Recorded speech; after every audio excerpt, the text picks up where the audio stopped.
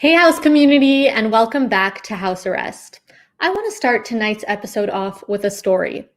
Back in September of 2019, when the reality of pandemics existed primarily in the realm of science fiction, I attended Toronto's global climate strike rally at Queen's Park. With over 15,000 people gathering on September 27th, I remember feeling overwhelmingly alone. I had probably asked around 10 friends to join me, all of whom declined due to prior commitments, or in other words, filmed expressions of disinterest.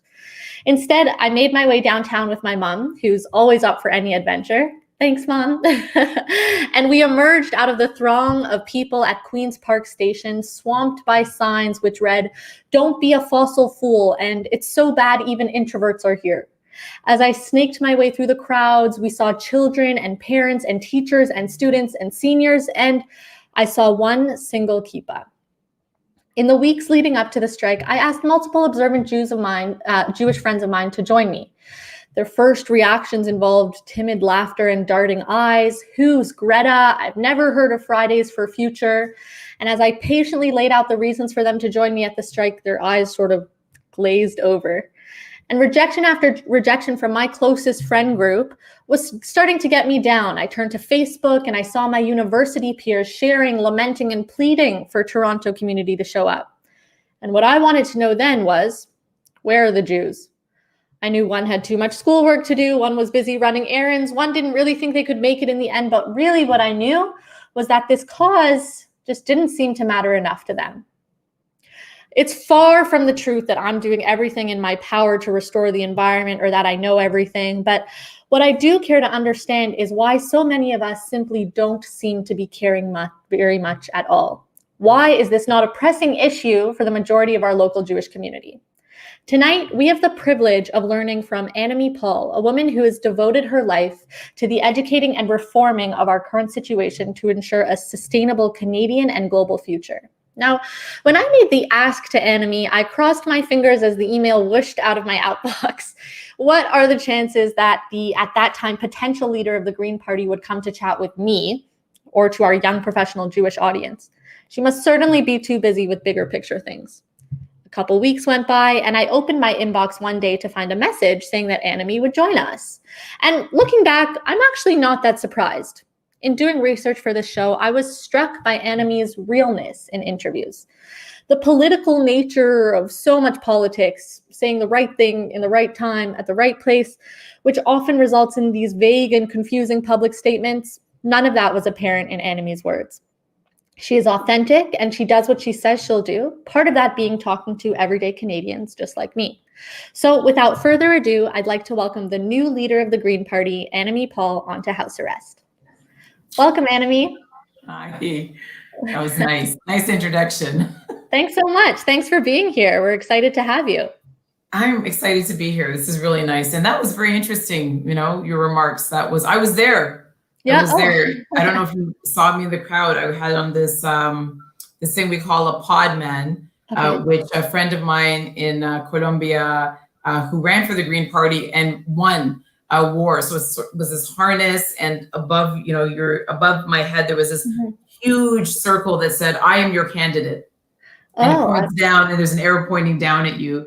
And she swore by it, and it definitely stood out. And we were trying really hard to get any attention we could during the Toronto Centre election in 2019. So that was an amazing day. That was an incredible special day. Yeah, for sure. Before we continue our conversation, I just want to make a little disclaimer that I have no professional or educational background in politics. And I'm sure that some of our viewers certainly do. So I'd like to welcome questions or comments from our audience. You can comment on our Facebook Live and we can try to get to them. But Annamie, what interests me the most is sort of how in the past couple of weeks, it feels like your name has suddenly become front and center of many more Canadians, or much more on the minds of Canadians than it was just a couple of weeks ago. Now you're Annamie Paul, leader of the Green Party, right? How does that feel? Yeah, it's funny. Just before we went on, I was telling my son that I'm already just sick of it.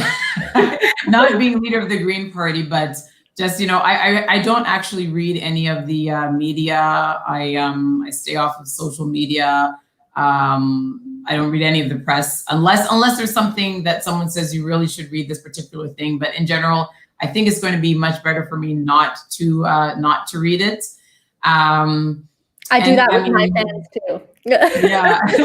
But look, no one knew me before this. I mean, let's be honest. I'm not, it's, I was not known at all before this. And I spent a lot of time out of Canada as well. So yes, it's a big change. We knew it was coming. My family and I knew it was coming. And it was actually one of the reasons that it took me a while after Elizabeth stepped down to decide that I actually wanted to run. But it's worth it. I'm very excited about the platform that I have now to talk to people about the issues that matter to me and to Greens, and hopefully start a new conversation, because I think there were a lot of people that were maybe curious about the Greens, and I'm hoping this will tip them over the edge into joining us, voting for us, running as members in our running as members, not members, running as candidates in the elections. So yeah, this is an exciting time for growth for us. It's very exciting, but I'd like to take a couple minutes to go a little bit further back in your history, because even before this incredible win, you've accomplished some remarkable feats. So you completed your studies at the University of Ottawa and Princeton. You founded and directed the Canadian Centre for Political Leadership, which is an organization that focuses on aiding women, Indigenous peoples, and people of color to pursue public office.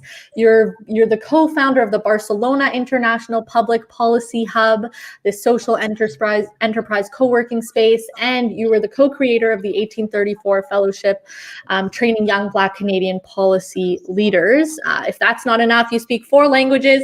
So clearly you have these massive intellectual and social accomplishments. But it's always interesting to me to recognize or go back, probe a little bit in terms of how you were able to get to where you are today and accomplish what you've accomplished. And I think that to do that, we can often go back to our roots and sort of the way we were raised to try and answer that question. So I'm wondering if you can tell me a little bit about your connection with your family, or what role they played in helping you get where you are now. A big role. It's you're absolutely right. You can learn a lot about a person by going back in time and tracing it back to their roots. When you run in a leadership race, particularly one that is really long, you have a lot of opportunities to reflect. And we had hundreds of events. Most of them were question and answer. And so I would get asked questions like that. Where did this all start? And I had a lot of opportunities to reflect on that. And it occurred to me a while ago that something that I had learned, and I didn't really realize that I had even learned it until the leadership race, from my family, because they came from very small islands in the Caribbean, was just a sense very early on of the interconnectedness of things. The island was very small and they were very poor. And so, everything that you ate, you had to grow.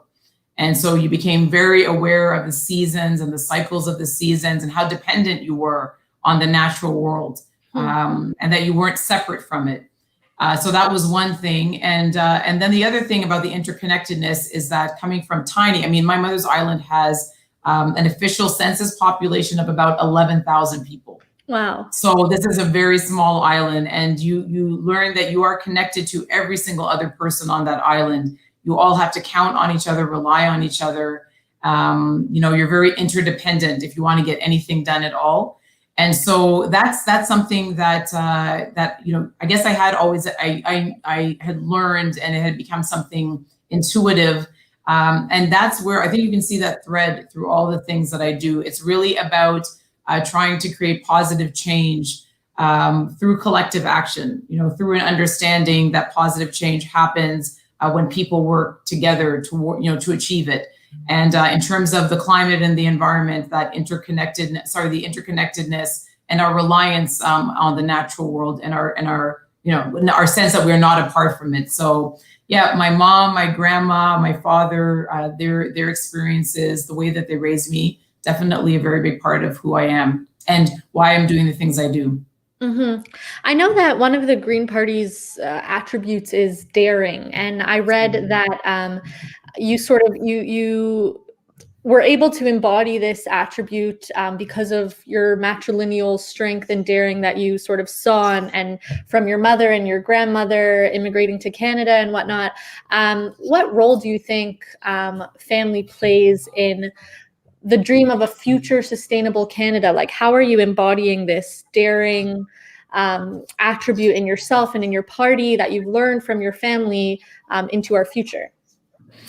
Yeah, I mean, my mom, if you can imagine, in my mom's case, she was in her 20s. She probably was in her, I think she was about in her mid-20s when she came to Canada, and my grandma would have been in her late 40s or early 50s. So imagine leaving behind everything that you know. There wasn't some big community here. They were the first in our family to come here to Canada. And they were established. My grandmother was the head nurse on the island, and my mom was a secondary school teacher. And they knew by coming here, they were going to have to leave all of that behind and start all over. And they came here and worked for the first year as live-in housekeepers. I think actually for Jewish families too in North York. And so that takes a lot of daring to leave everything behind and come and start brand new again, and definitely a sense of adventure. And a self-confidence as well. And so absolutely for me, not being afraid of new things, not being afraid of challenges, that's something that I definitely learned from them. And it's definitely one of the reasons that I've been attracted to the Green Party, because we really are not afraid of big ideas. We're really not afraid of confronting new challenges with new solutions. And that is very rare. I'm seeing even in the short time that I've been the leader, I'm seeing that it's a very rare quality in politics to think first of, how can we do not only, not just the innovative thing for its own sake, but because it is what is needed to address a big challenge. And without worrying about the focus groups and the polling and, how it's going to play in the next election. That's really rare. And so for me, it's good that I grew up that way, because I think it's not impossible to learn, but it's hard to learn if you don't have it there from an early age. And I'm really interested in this concept that you just alluded to right now, that you mentioned, the Green Party is a party of firsts, first in a number of realms. You're the first Black leader of a federal party, which also makes you the first Black Jewish female leader of a federal That's party. Right. Yeah. And further, the Green Party wants to be the first to declare the need to decriminalize drugs, guarantee livable basic income, and make post-secondary education free, among other things. But interestingly, it's very much part of our human nature. I think you were just saying it's a hard thing to learn, is to be a first or a change maker. It's in our human nature to resist change. And I think an interesting example that I was reflecting on in Jewish history is that of Nachshon ben Aminadav, who at the splitting of the sea, when the Jews were trying to leave Egypt, when everyone else hesitated before the sea split, he jumped right on in, and even at this critical point in Jewish people's journey, after they had, seen proof of this divine being and whatever, they still hesitated, and only one man had what it took to be that. Take the plunge. He took the plunge. Literally. Take the plunge. Yeah. So as the first Black Jewish female leader of the Green Party, with this potential that you now have to capture the imagination and motivation of our community and inspire us to all be more like Nachshon, or even more like you, if I may say, how do you hope to break down that sort of natural barrier that we have to change and to firsts? Well, again, another thing that I've had a lot of time to reflect on is the answer to that question. And my belief is that there are things that happen, either internally or external shocks, that are so big that they provoke that desire for change. And I think that the pandemic is one of those moments. It is a massive disruption across every level of society. I mean, every single aspect of society has been touched by this. And so, that is the kind of shock that can provoke a desire to take a plunge. I think in the case of the pandemic, it has really revealed to people that we weren't as safe as we thought we were, that many people were left very dangerously unprotected by the existing programs and plans that we had. And we also had an opportunity to really re-examine and ask ourselves how much we value human life and what are we prepared to do to honor that. It was really comforting for me, and I think many other people, to see how quickly we all said it's worth everything. And we're willing to go into lockdown if we need to. We're willing to see our economy shut down if it's necessary. That was very comforting. And so I believe that this is big enough of a shock so that people are going to be willing to take plunges in lots of new areas. There are people that have already declared, I'm never going back into an office again. I've realized it's not for me. I'm going to rearrange my life so I don't need to do that again. There are people who have made all kinds of major life changes because of this pandemic. And so I think that that's an opportunity for us. I think that people will be looking for something different the next time around. And our job is to show them that we're not just different for difference sake. We're really offering a better way, a more sustainable way of living, one that will protect us and make us more resilient the next time, and also set us up for a future that is not only just sustainable, but really does honor to that idea that human life and life on this planet in general is worth everything and worth protecting. I very much agree that the pandemic has sort of forced us to face ourselves in a new way, and things that we've gotten used to and why and make us sort of question again. And I think that takes a certain amount of courage, even just to keep going in these crazy times. And I know that you speak about political courage, which is a very intriguing term to me, because if I'm being honest, a lot of what I think about politics is like question period, all that fun stuff. But political courage sounds exciting, and it sounds meaningful in a new way, sort of breaking down that sort of political barrier. Well, what does that mean to you, political courage? Political courage is exactly the opposite of what we have seen over the last couple of weeks, unfortunately. I mean, there have been a lot of examples of what it isn't. Political courage to me would have brought the government to write a speech from the throne that would really have excited people and really be in a call to action about the changes that we need to get to the society that we want. What I wanted to hear was a mention of things like a guaranteed livable income. I wanted to hear something about the climate, of course, and not something, I mean, specifically targets that correspond to the science, a really ambitious plan for a green recovery. And the reason we didn't hear those kind of things, and just a compelling narrative, this was an opportunity to really paint a picture of where we are headed in Canada, that people could believe in. And I do believe at this moment that people could rally around in a way that actually transcends politics. But what we got instead was the usual laundry list, and a lot of things on the list actually recycled from previous speeches. And that's because the polling said that there weren't votes in that vision, and the short-term thinking is, let's just do the thing that is going to win us the next election. And so political courage, what it looks like is leading the way. As you said, I love that, just taking the plunge. There's someone that has to do it. It doesn't mean it's misinformed. It doesn't mean it's without evidence, but it does mean someone has to be the first and be willing to paint that picture and lead the way. And that's what we need now on the pandemic, on the climate emergency, when we're talking about the future of work, when we're talking about completing our social safety net. We need people that have the courage to say what is true, and to be the first to inject the ideas into the political discourse so that we can get to where we're going and people can become comfortable with those ideas. Now, as you heard in my intro, I found that at least in my small Jewish circles, that there's some resistance or some sort of, I don't know what it is, apathy or disinterest sort of in just like facts.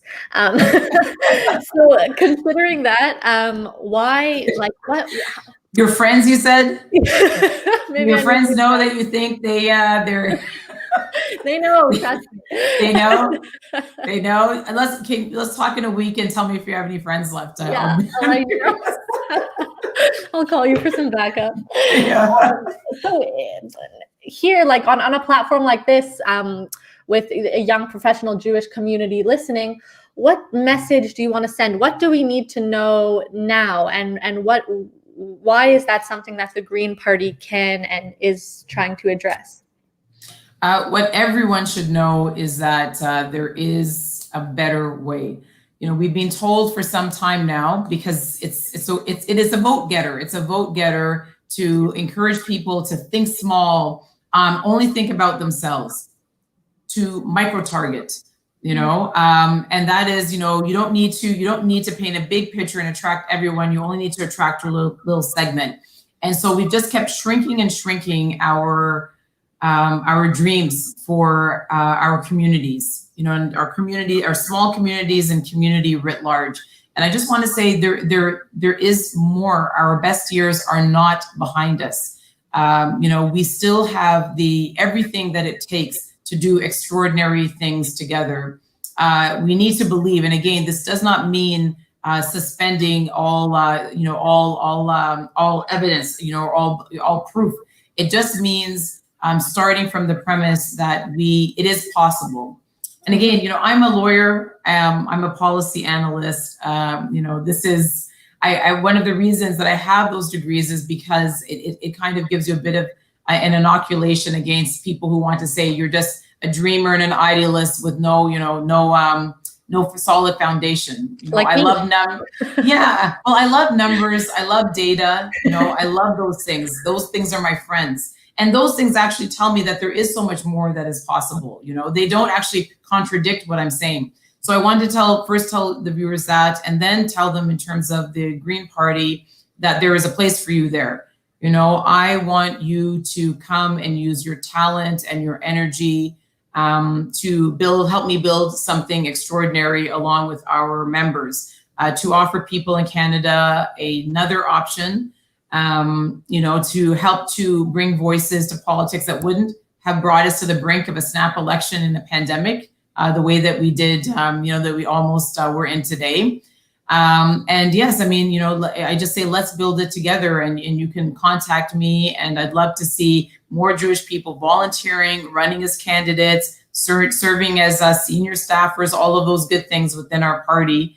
And, you know, you need to tell your friends that they need to get involved, because, you know, there is no sitting on the fence anymore. The things that we're confronting, and the decisions we make, we're going to have to live with for a very, very long time. And so, you know, you can either live with other people's decisions on behalf of yourself, or you can get involved in those decisions. So I hope that your so-called friends, the friends you had, your past friends, that they will take that to heart. And, you know, I'm just so proud to be representing our community. Mm-hmm. People are very shocked given how accomplished we are. You know, I mean, the Jewish community is so accomplished in every field of human endeavor in Canada. When they hear that I'm the first Jewish woman to lead a federal party, they really can't believe it, you know, right. And only the second Jewish person, period, considering right. how civic minded we are.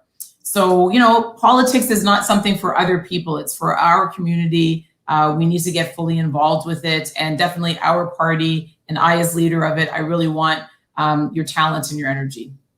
Yeah, that's excellent. Like, I was thinking of the Jewish connection. I'm wondering if there's something that sort of you hold on to in your political work that's sort of inspired by Jewish ideas. But one thing that I read that you said was, it's not that we can't, but we can and we must. And this was in one of your we can, we will, we must. We can, we will, we must. And that reminded me of a quote from Pirkei Avot, which is the ethics of the fathers, which reads, "You're not obligated to complete the work, but neither are you free to desist from it." And I know that that's sort of like that's right.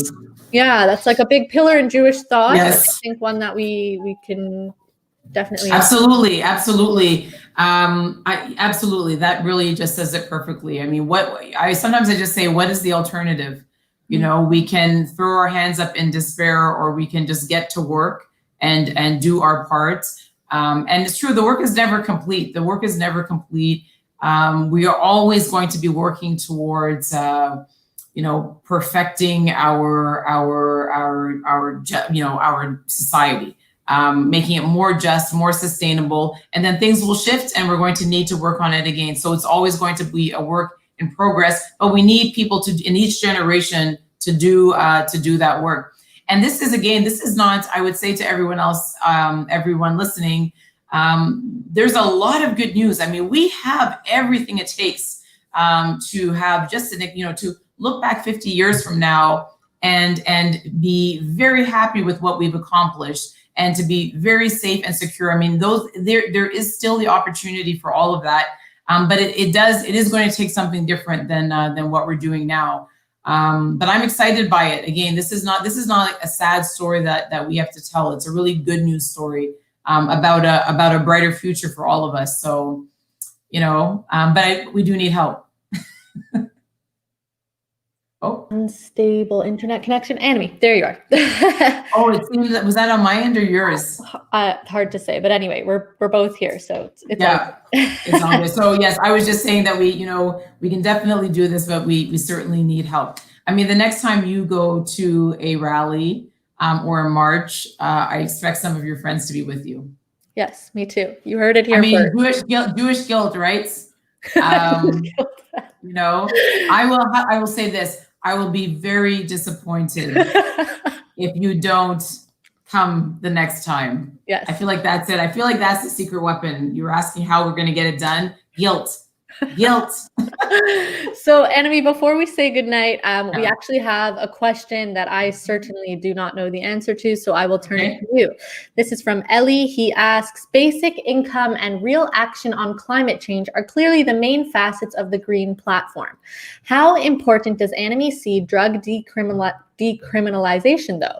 Does she see it as an issue where the Green Party can act as leaders to build a consensus with the NDP and the Liberals? Yes, indeed. We had in the 29th. First I ran in Toronto Centre in the last election, and that is the center of the opioid epidemic in Canada. More than a third of the calls related to suspected opioid poisonings or overdoses come from Toronto Centre. And so even in the last election and prior to that, we were calling for decriminalization. We're calling for it again. I mean, it's a permanent fixture in our policies. The Greens who are running out in BC have called for it. It's very encouraging to see the Premier out in BC. Well, they're in an election, but Premier Horgan called for it.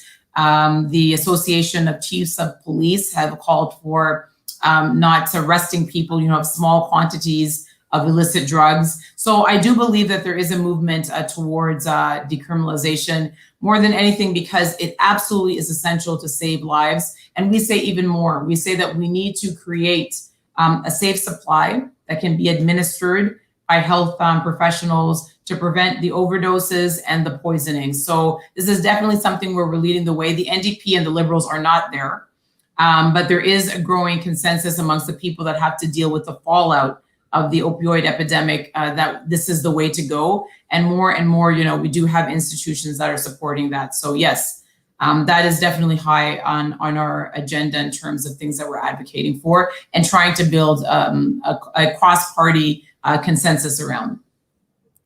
Well, thank you so much for your time, Annamie, for taking my questions, for taking our audience's questions. Any last words, any final thought you'd like to share with the young professional Jewish community? Just thank you. Thank you for the invitation, and I hope you'll invite me back. And as I said, the door is open. The door of the Green Party is open, and I'd love to talk to you. We're certainly going to have an election. I mean, barring some set of circumstances I can't imagine within the next 12 months. And, we would just love to have, I personally, of course, it would be a point of pride for me to have a lot of involvement from the young professional Jewish community in our campaign, in our party, and as candidates. So come see me and we'll talk. Well, thanks again, Annamie. Wishing you luck in the upcoming by-election and in your future as the leader of the Green Party. Have a great night. So much. Thank you. Thank you very much. Bye, everyone.